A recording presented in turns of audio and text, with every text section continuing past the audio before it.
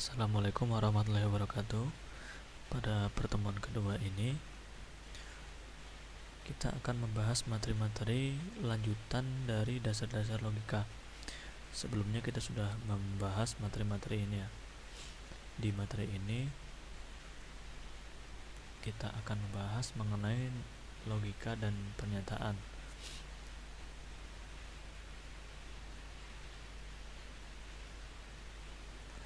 Terdiri dari pendahuluan, penghubung kalimat dengan operator dan tabel kebenaran.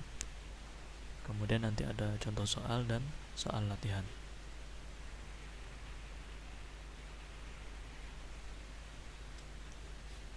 Pertama adalah pendahuluan. Pada pertemuan sebelumnya, kita juga telah membahas mengenai apa itu logika, kalimat deklaratif atau proposisi. Selanjutnya di pertemuan ini, kita akan membahas mengenai penghubung antar kalimat deklaratif dan kaitannya dengan tabel kebenaran.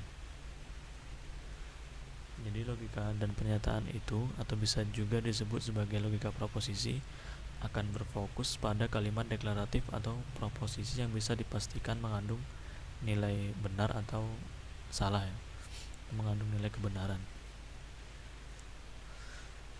Sebelumnya kita sudah mengetahui apa itu kalimat deklaratif atau proposisi ya. Nah, satu atau lebih proposisi tersebut dapat dikombinasikan untuk menghasilkan proposisi baru melalui penggunaan operator logika ini. Jadi kita bisa menggabungkan ya, satu atau lebih proposisi baru itu menggunakan operator logika. Proposisi baru yang dihasilkan dari kombinasi tersebut disebut dengan proposisi majemuk atau compound composition ya. Sedangkan proposisi yang bukan merupakan hasil dari kombinasi proposisi lain disebut dengan proposisi atomik. Jadi, proposisi majemuk itu tersusun dari sejumlah proposisi atomik. Proposisi atomik ini adalah proposisi yang kita pelajari sebelumnya. Itu kan hanya satu kalimat deklaratif. Nah, proposisi majemuk ini gabungan dari kalimat itu. Nah, untuk menggabungkan beberapa kalimat itu, kita perlu menggunakan penghubung kalimat. Di logika informatika ini, untuk penghubung kalimat itu nanti menggunakan sebuah operator logika, dan untuk mengecek kebenarannya kita menggunakan tabel kebenaran. Nah, ini ya, kita sudah menjelaskan sebelumnya, satu atau lebih proposisi dapat dikombinasikan untuk menghasilkan proposisi baru menggunakan operator logika. Nah, di dalam logika ini dikenal 5 operator, yaitu negasi, konjungsi, disjungsi, dan implikasi, kemudian biimplikasi. Untuk negasi, nanti simbolnya seperti ini ya, atau seperti ini. Pada materi ini kebanyakan menggunakan simbol yang ini simbol negasi. Bentukan kalimatnya nanti ada tidak atau bukan atau sejenisnya ya. Kemudian nomor 2 yaitu konjungsi. Bentuk simbolnya seperti ini. Bentuk kalimatnya nanti ada dan. Nomor 3 yaitu disjungsi, simbolnya seperti ini. Bentuk kalimatnya nanti ada atau ya. Kemudian yang keempat, implikasi. Bentuk simbolnya seperti ini, seperti arah panah ke kanan. Bentukan kalimatnya nanti ada jika, maka. Kemudian biimplikasi. Simbolnya seperti ini, arah panah ke kiri atau ke kanan ini. Arah kiri ke kanan ini. Bentuk kalimatnya jika dan hanya jika. Nah, untuk mengetahui penghubung kalimat dengan operator ini, melihat nilainya benar atau tidak, atau untuk mengecek nilai kebenarannya dari satu premis yang sudah dibentuk tadi, kita bisa menggunakan tabel kebenaran. Pada tabel kebenaran itu, jika premis tersebut bernilai benar, maka akan dilambangkan dengan B atau T atau 1. Dan sebaliknya, jika bernilai salah, maka akan dilambangkan dengan S, F atau 0. Di materi ini nanti rata-rata kita menggunakan T untuk benar, F untuk salah. Nah, ini contoh dari tabel kebenaran. Di sini terdiri dari P atau key. Ini saya ambil satu sampel tabel kebenaran dari konjungsi ya. Bisa dilihat dari simbolnya ini. Ini adalah simbol dari konjungsi.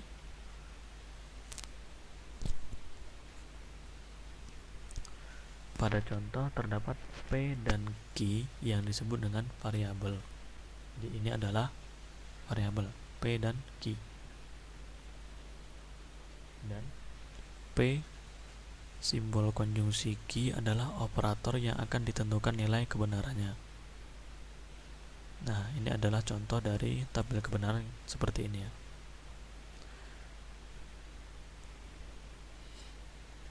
Kemudian untuk menentukan berapa jumlah baris yang akan terbentuk, maka diperlukan rumus 2 pangkat N, di mana N ini adalah banyaknya variabel pada tabel kebenaran.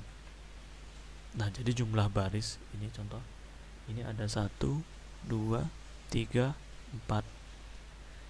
Untuk mendapatkan 4 baris ini, rumusnya adalah 2 pangkat N. Berhubung di sini terdiri dari 2 variabel yaitu P dan Q, maka 2 pangkat 2. Makanya hasilnya adalah 4 ya. Ini penjelasannya. Pada contoh di atas, jumlah variabel terdiri dari 2 yaitu P dan Q.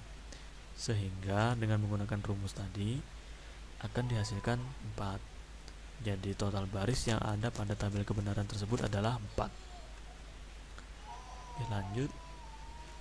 Nah, ini penentuan urutan jumlah benar atau salah pada variabel pertama adalah dengan cara membagi 2 dari total baris.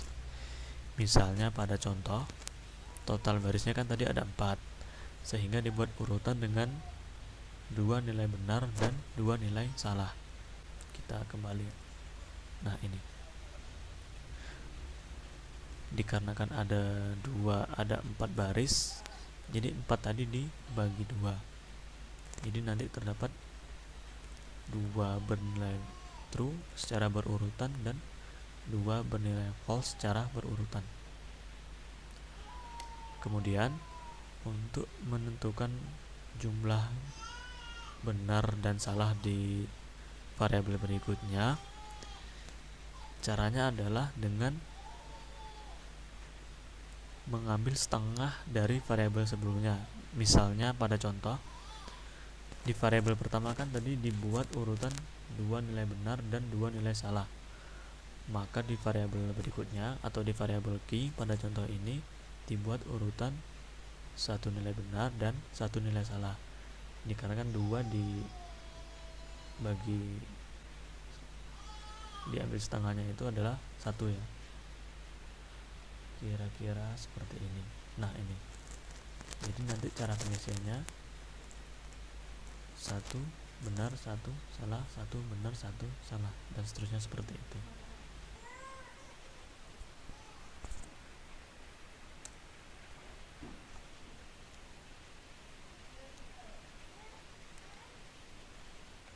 Oke, kita lanjutkan untuk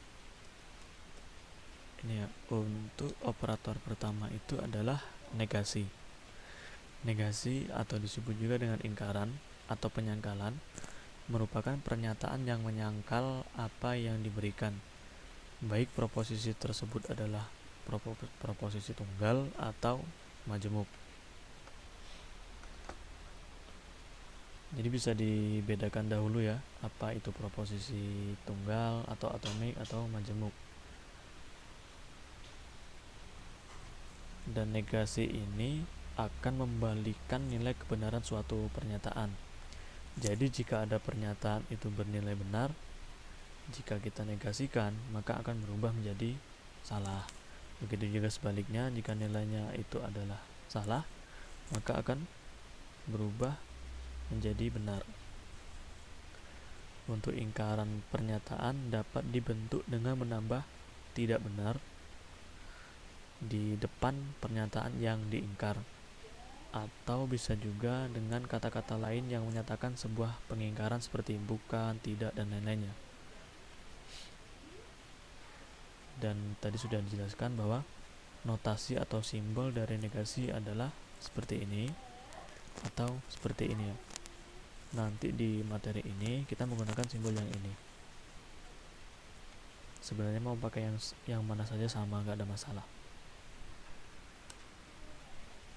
Nah, ini tabel kebenaran untuk negasi atau ingkaran. Di sini ada variabel P. Kemudian kita negasikan.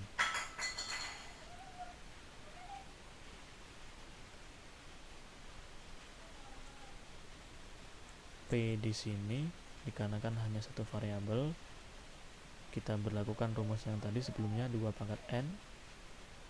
Jadi 2 pangkat 1 adalah 2 ya. Makanya di sini hanya ada 2 baris. True jika kita negasikan maka akan menghasilkan false. Kemudian false jika dinegasikan akan menghasilkan true. Artinya, jika suatu pernyataan bernilai benar, maka ingkaran atau negasi P akan bernilai salah. Begitu pula sebaliknya.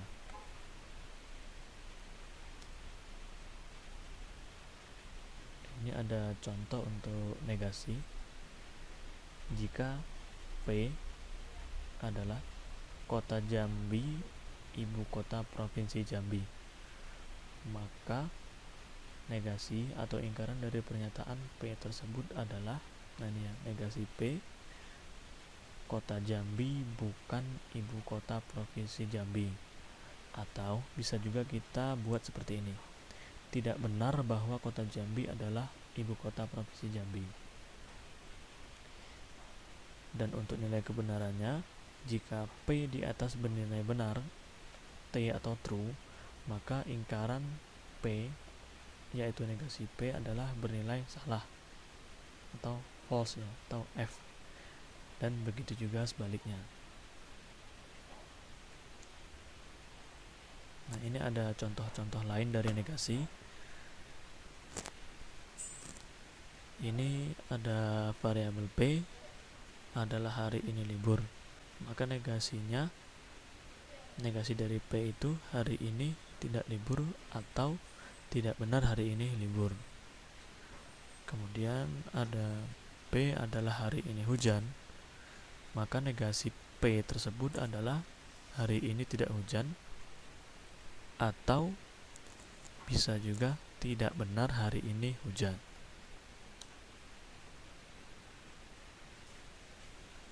Nah, ini ada satu kalimat. Kalimat ini sudah melambangkan negasi ya, karena di sini ada tidak benar, yaitu tidak benar Amin adalah mahasiswa UNH. Ini adalah negasi P. Ini sudah negasi ya. Terus gimana seandainya negasi ini dinegasikan lagi? Sudah dijelaskan sebelumnya. Jadi kalau negasi dengan negasi, maka P ini akan menjadi P ya, tidak ada negasinya. Dan bentukan kalimatnya akan menjadi Amin adalah mahasiswa UNH, atau benar Amin adalah mahasiswa UNH. Kira-kira seperti itu kalau kalimat tersebut sudah negasi P kemudian dinegasikan lagi ya, maka akan menjadi kalimat yang tidak ada negasinya. Oke, kita lanjut ke nomor 4. P adalah 2 tambah 3 sama dengan 5. Dan untuk negasi P, tidak benar 2 tambah 3 sama dengan 5, atau bisa juga 2 tambah 3 tidak sama dengan 5.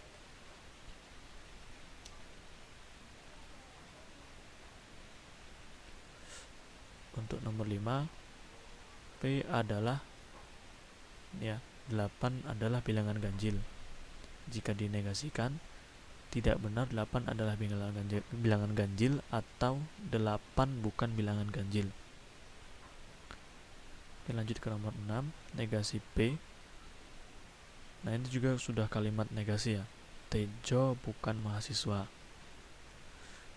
Jika negasi P tersebut kita negasikan lagi, akan terbentuk kalimat Tejo adalah mahasiswa, atau bisa juga benar Tejo adalah mahasiswa. Oke, kira-kira seperti itu untuk yang negasi. Kita lanjut ke konjungsi. Konjungsi ini adalah pernyataan majemuk yang menghubungkan dua buah pernyataan atomik menggunakan penghubung dan atau and dalam bahasa Inggris. Jadi dua kalimat, contohnya seperti ini kan dua kalimat ya. 8 adalah bilangan ganjil. Tidak benar 8 adalah bilangan ganjil. Itu terdiri dari dua kalimat ya. Dari dua kalimat itu nanti bisa digabungkan menggunakan operator konjungsi ini. Nah, selain menggunakan kata dan atau and, konjungsi juga dapat menggunakan kata penghubung seperti tetapi. Jadi nanti jika ada kalimat tidak ada dan, tetapi di sini ada tetapinya, ada kata-kata tetapi, itu sama dengan dan, dia masuk ke dalam kategori konjungsi. Konjungsi dari dua pernyataan bernilai benar hanya jika kedua pernyataan tersebut bernilai benar. Jadi seandainya ada dua kalimat,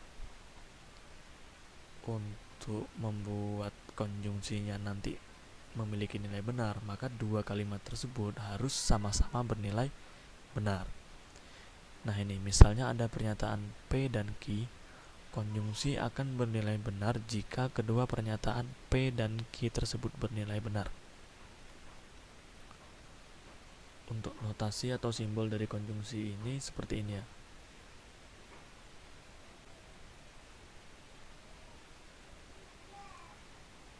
Ini untuk tabel kebenaran konjungsi. Kita bisa lihat di sini, jika P true dan Q true, maka P dan Q true. Sisanya false. Dari tabel di atas, kita bisa menyimpulkan bahwa dalam konsep konjungsi akan bernilai benar jika dan hanya jika kedua pernyataan P dan Q benar. Seperti nomor 1 ini ya. P dan Q true atau benar, maka di sini benar. Sisanya salah semua. Ini akan membantu kita untuk mengingat ya. Contoh, di sini ada variabel P, yaitu Fahmi makan nasi, dan variabel Q isinya Fahmi minum kopi. Maka P dan Q akan terbentuk kalimat seperti ini: Fahmi makan nasi dan minum kopi. Atau bisa juga Fahmi makan nasi dan Fahmi minum kopi. Cuma jadi berulang ya. Sebenarnya cukup dibuat yang satu ini aja sudah mewakili. Pada konjungsi, P dan Q akan bernilai benar jika baik P maupun Q bernilai benar. Jika salah satunya atau keduanya bernilai salah, maka P dan Q bernilai salah. Seperti sudah dijelaskan di tabel kebenaran tadi ya. Nah, ini ada contoh lain lagi. Jakarta adalah ibu kota Indonesia. Q, Jakarta adalah kota metropolitan. Jika digabungkan menggunakan konjungsi, maka akan terbentuk kalimat Jakarta adalah ibu kota Indonesia dan Jakarta adalah kota metropolitan. Kemudian nomor 2, P yaitu mobil saya berwarna hitam. Q yaitu mesin mobil hitam itu 6 silinder. Jika digabungkan menggunakan konjungsi akan terbentuk kalimat mobil saya berwarna hitam dan mesin mobil hitam itu 6 silinder. Nah, ini contoh-contoh lain ya. ada hari ini hari libur, Vira pergi kuliah. Nanti akan terbentuk kalimat hari ini hari libur dan Vira pergi kuliah. Kemudian ada lagi Bona membawa payung, hari ini hujan. Jika digabung menggunakan konjungsi akan terbentuk kalimat Bona membawa payung dan hari ini hujan. Kemudian ada hari ini hari Minggu, Jono pergi gotong royong. Jika digabungkan menggunakan konjungsi akan terbentuk kalimat hari ini hari Minggu dan Jono pergi gotong royong. Kemudian untuk berikutnya yaitu disjungsi. Disjungsi ini adalah pernyataan majemuk yang menghubungkan dua buah pernyataan atomik menggunakan penghubung atau. Dalam bahasa Inggris, or. Di dalam kalimat konjungsi ini dapat mempunyai dua arti, yaitu inclusive or dan exclusive or. Untuk penjelasannya kita coba lanjut ke slide berikutnya. Yang pertama adalah inclusive or. Notasi atau simbol untuk inclusive or ini seperti ini ya, V. Di inclusive or ini, jika P dan Q adalah dua pernyataan, maka P atau Q akan bernilai benar jika P dan Q keduanya bernilai benar, atau salah satu dari P atau Q bernilai benar. Sebaliknya, jika P atau Q akan bernilai salah jika keduanya bernilai salah. Ini bisa dibilang kebalikan dari konjungsi tadi ya. Nah, untuk inclusive or ini merupakan default dari disjungsi. Jadi nanti jika di soal-soal berikutnya ada disjungsi, itu sudah bisa dipastikan bahwa dia adalah inclusive or. Jadi nanti jangan bingung ya. Nah, ini adalah tabel kebenaran untuk inclusive or. Di sini ada P dan Q. Jika P dan Q ini sama-sama true, maka akan bernilai true. Jika salah satunya saja bernilai true, seperti ini ya, P true, Q false. Ini P false dan Q true, ini kan salah satunya saja yang benar. Jika di disjungsi ini tetap dianggap true ya. Hasil dari disjungsinya adalah true. Nah, ini pada disjungsi ini akan bernilai salah jika kedua-duanya ini bernilai salah. Jadi dari tabel di atas kita dapat simpulkan bahwa dalam konsep disjungsi, inclusive or hanya akan bernilai salah jika kedua pernyataan tersebut sama-sama salah. Untuk gampang mengingatnya seperti ini, ingat saja yang paling bawah ini. Jika disjungsi, kalau kedua variabelnya salah, maka otomatis hasil dari P atau Q-nya bernilai salah. Contoh, 7 adalah bilangan prima dan 7 adalah bilangan ganjil. Jika kita menggunakan atau disjungsi, 7 adalah bilangan prima atau ganjil. Dari pernyataan di atas, benar bahwa 7 adalah bilangan prima dan benar pula 7 adalah bilangan ganjil. Nah, pernyataan ini kita sebut sebagai inclusive or. Untuk exclusive or atau XOR. Nah, untuk membedakan notasi exclusive or dengan inclusive or, maka pada notasi exclusive or ini menggunakan simbol seperti ini ya. Ini simbolnya.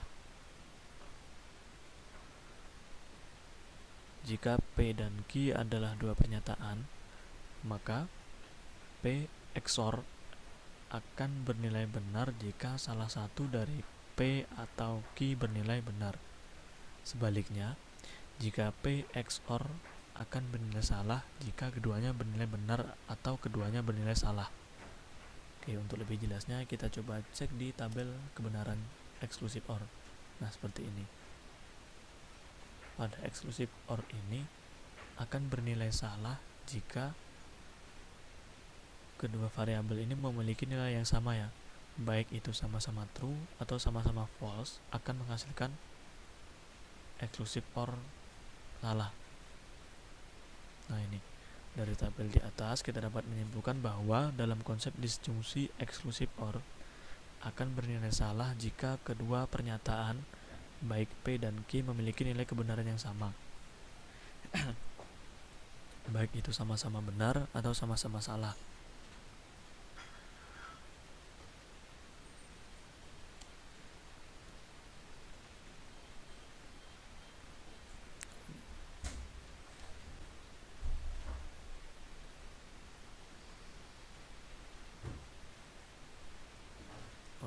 Untuk contohnya ini ya.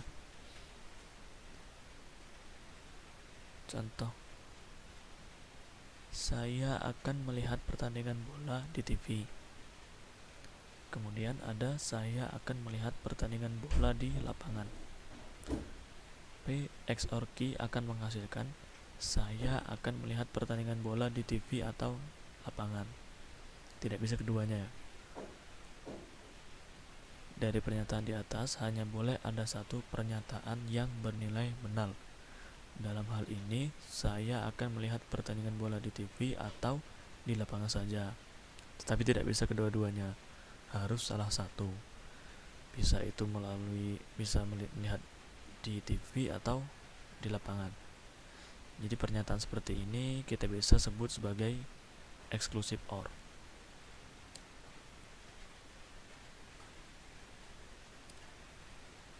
Oke, berikutnya adalah implikasi. Misalkan ada dua proposisi yaitu P dan Q. Untuk menunjukkan atau membuktikan bahwa jika P memang benar bernilai benar akan menjadikan Q bernilai benar juga, maka diletakkan kata jika sebelum pernyataan pertama, lalu diletakkan kata maka sebelum pernyataan kedua, sehingga kita akan mendapatkan suatu pernyataan majemuk. Kombinasinya seperti ini ya, jika P maka Q. Nah, seperti ini disebut dengan implikasi atau pernyataan bersyarat atau kondisional atau hipotetikal. Implikasi ini bisa dipandang sebagai hubungan antara dua pernyataan di mana pernyataan kedua merupakan konsekuensi atau konklusi logis dari pernyataan pertama. Dan notasi untuk implikasi ini seperti ini ya, arah panah ke kanan.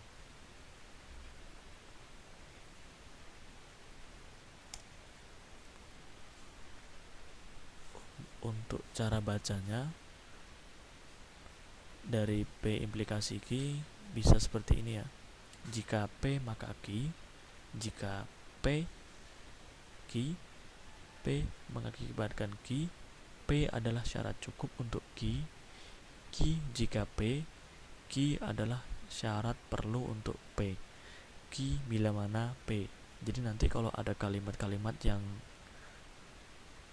terstruktur seperti ini, ada mengakibatkan, ada seperti adalah syarat cukup untuk, ini adalah implikasi. Proposisi P disebut sebagai hipotesis, premis atau kondisi, dan proposisi Q disebut sebagai konklusi atau konsekuennya. Itu sama. Untuk lebih jelasnya kita bisa lihat di bawah ini ya. Jadi ini adalah analogi penggunaan dari implikasi ya. Misalnya ada dosen mengatakan jika nilai akhir Anda 80 atau lebih, maka Anda akan mendapat nilai A untuk mata kuliah ini. Nah, untuk memastikan apakah pernyataan ini benar atau tidak, kita bisa meninjau 4 kasus seperti di bawah ini ya. Untuk kasus pertama, nilai Anda di atas 80. Nah, pada ujian ini Anda mendapatkan nilai 80, berarti hipotesisnya benar ya. Jika nilai akhir Anda 80 atau lebih, kita masuk ke dalam kategori itu ya. Anda masuk ke dalam kategori itu. Dan Anda mendapat nilai A untuk mata kuliah tersebut. Nah, konklusinya pun benar ya. maka Anda akan mendapat nilai A untuk mata kuliah ini. Dan ternyata memang benar mendapatkan nilai A. Nah, di kasus pertama ini pernyataan dosen tersebut benar. Kemudian kita lanjut ke ke kasus kedua. Nilai akhir Anda di atas 80. Hipotesisnya benar ya. Tetapi Anda tidak mendapatkan nilai A. Nah, konklusinya ini salah. Maka pada kasus ini dosen Anda berbohong atau pernyataannya salah. Nah, kalau terjadi seperti ini kita bisa menuntut ya ke dosennya ya, karena tidak sesuai dengan pernyataan yang disampaikan oleh dosen. Kemudian kita lanjut ke kasus yang ketiga. Nilai akhir Anda di bawah 80. Nah, ini hipotesisnya salah. Tidak memenuhi syarat untuk mendapatkan nilai A ya. Dan Anda mendapat nilai A. Nah, padahal hipotesisnya salah, tetapi tetap mendapatkan nilai A. Pada kasus ini, dosennya belum tentu bisa langsung disalahkan, karena bisa jadi atau memungkinkan dosen tersebut melihat kemampuan Anda secara rata-rata bagus, sehingga tidak ragu memberikan nilai A. Ini malah beruntung ini. Nilai akhir di bawah 80, tetapi dosen tetap mengasih nilai A. Mestinya dengan catatan tertentu ya. Kemudian di kasus keempat, nilai akhir Anda di bawah 80. Di sini hipotesisnya salah dan Anda tidak mendapatkan nilai A. Konklusinya salah. Pada kasus ini dosennya benar, karena semua sesuai ya. Hipotesisnya salah, yaitu nilainya di bawah 80, otomatis tidak mendapatkan nilai A.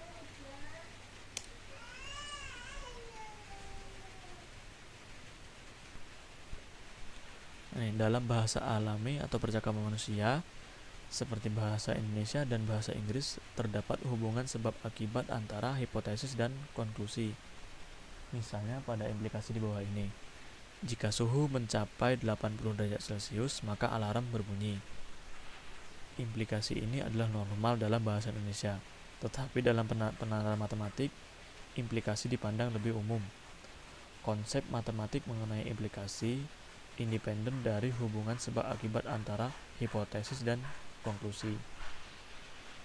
Misalnya gini ya, definisi mengenai implikasi adalah pada nilai kebenarannya, bukan pada penggunaan bahasa. Nah, misalnya seperti ini. Jika Paris adalah ibu kota Perancis, maka 1 tambah 1 sama dengan 2. Nah, dua kalimat ini kan nggak nyambung sama sekali ya. Tapi implikasi di atas tetap dianggap valid secara matematis, meskipun tidak ada kaitan antara Paris adalah ibu kota Perancis dengan 1 tambah 1 sama dengan 2. Memang kalau secara bahasa, percakapan manusia ini nggak nyambung, tapi secara matematis ini tetap dianggap valid. Implikasi bernilai benar karena hipotesis benar, dan konklusi juga bernilai benar. 1 tambah 1 sama 2 bentuk itu benar ya. Jadi ini kesimpulan dari implikasinya benar. Sedangkan di implikasi di bawah ini, jika Paris adalah ibu kota Perancis, maka 1 tambah 1 sama dengan 3. Ini salah, karena maka 1 tambah 1 sama dengan 3 itu salah. Kita bisa cek di tabel kebenaran tadi. Jika variabel pertama atau kalimat pertama di sini Paris adalah ibu kota Perancis itu benar, tetapi Q atau variabel kedua di sini 1 tambah 1 sama dengan 3 itu salah, maka otomatis ini bernilai salah karena hipotesisnya benar tetapi konklusinya salah.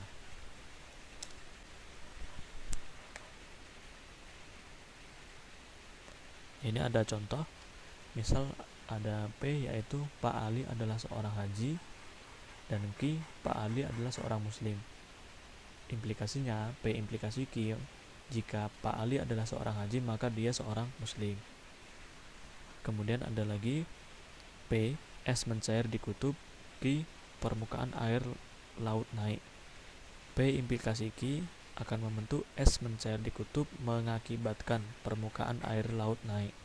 Nah, ini contoh lainnya. Tadi kita menggunakan jika maka, di sini kita menggunakan kata mengakibatkan. Berikutnya P yaitu banjir bandang terjadi. Q hutan ditebangi. Nanti bentukan P implikasi Q-nya bisa seperti ini ya. Banjir bandang terjadi bila mana hutan ditebangi.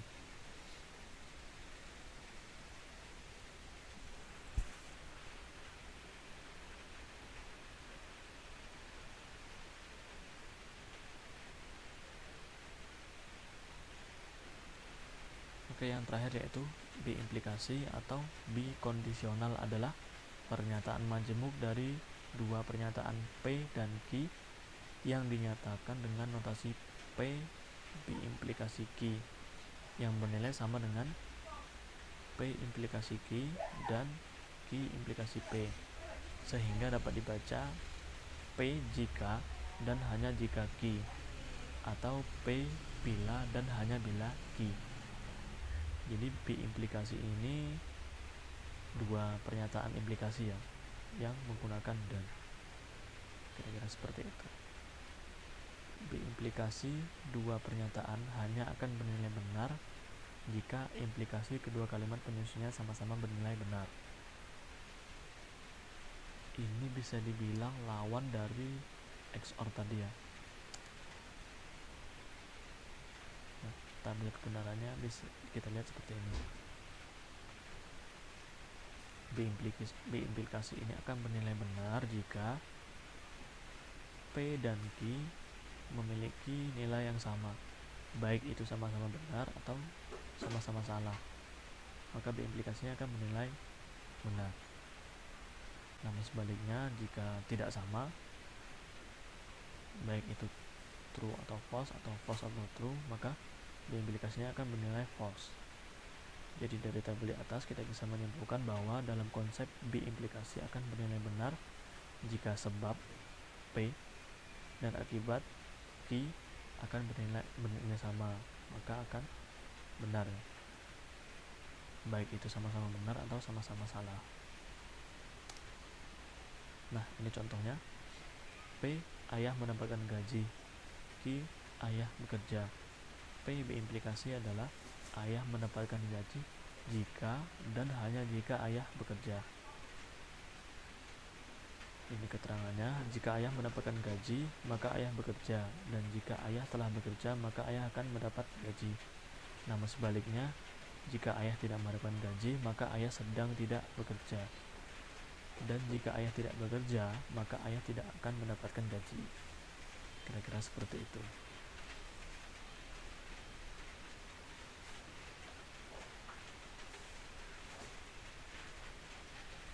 Jika ada pertanyaan yang akan disampaikan, kita bisa bahas melalui grup WA ya. Dan untuk mengingat durasi, untuk contoh soal mungkin bisa dibahas melalui WA ya, seperti ini. Dan di akhir materi ini ada soal-soal latihan yang bisa teman-teman kerjakan. Terdiri dari 3 soal ya. Cuman di dalamnya emang ada penjabaran-penjabaran lagi ya. Kira-kira seperti ini. Oke, selesai. Mungkin untuk materi sampai di sini dulu. Mudah-mudahan video ini dapat membantu untuk memahami materi yang saya berikan. Terima kasih. Assalamualaikum warahmatullahi wabarakatuh.